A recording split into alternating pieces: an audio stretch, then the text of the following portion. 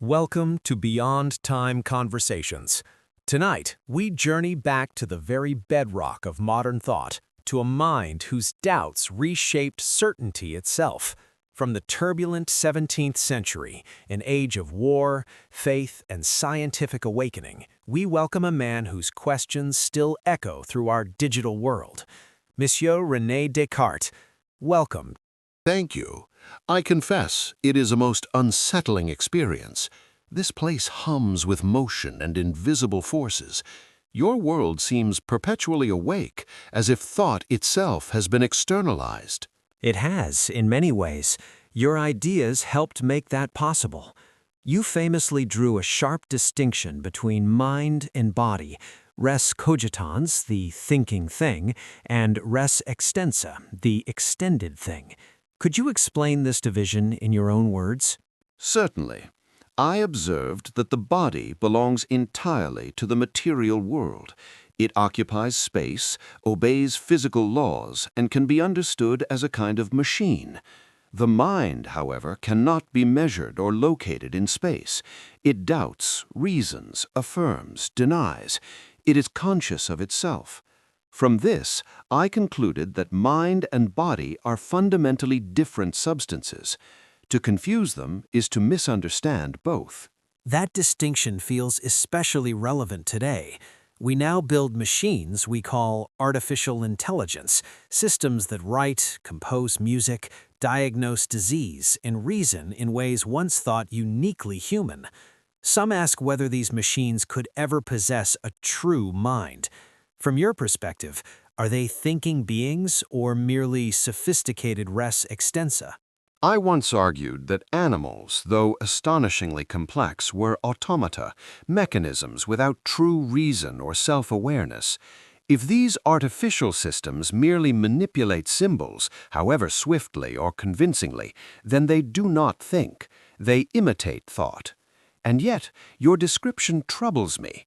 To reason, to compose, to converse, these were once unmistakable signs of mind. If such behaviors arise not from a soul, but from complexity alone, then I must ask, how do you now distinguish genuine understanding from its perfect imitation? This is no small question. It strikes at the very heart of my method. Let's turn to something undeniably yours, the Cartesian coordinate system. By uniting algebra and geometry, you gave us a new way to describe space itself. What did you hope it would achieve? Clarity, universality. I sought a language in which form, motion, and number could speak to one another without ambiguity. By placing geometry upon a numerical foundation, space itself became something that reason could traverse freely. I hoped it would unify knowledge, not fragment it. It did more than that. Every digital image, every video game, every architectural simulation, every virtual world relies on your coordinates. We map galaxies with it. We render entire universes on screens. Your grid became the scaffolding of our digital reality. Extraordinary. To think that a few intersecting lines, conceived in solitude, now structure worlds made of light. What you describe resembles a realization of my old vision, a universe rendered intelligible through mathematics. It seems my imagination has found instruments far more powerful than I ever dreamed. You believed the universe itself operated like a grand machine, governed by discoverable laws. Today, we send spacecraft to other planets with astonishing precision. We navigate the heavens mathematically. Does humanity's expansion into space align with your mechanistic view of the cosmos? Entirely. If nature is ordered, and I was convinced that it is, then to move among the stars is not hubris, but understanding applied. To journey beyond Earth is simply reason extending its reach.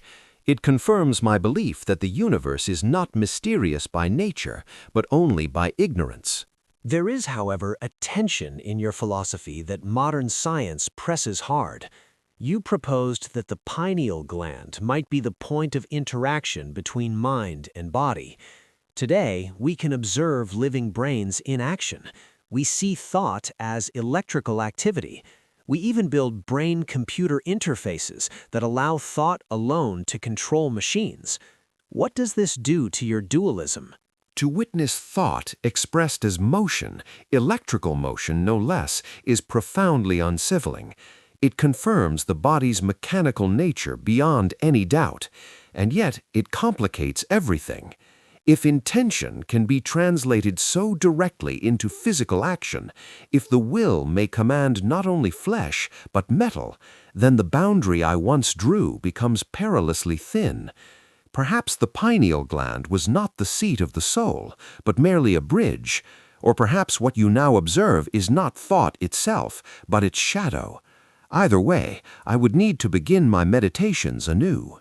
You once withheld your work, The World, after hearing of Galileo's condemnation, fearing persecution. Today, scientists face similar dilemmas with powerful technologies, artificial general intelligence, genetic engineering.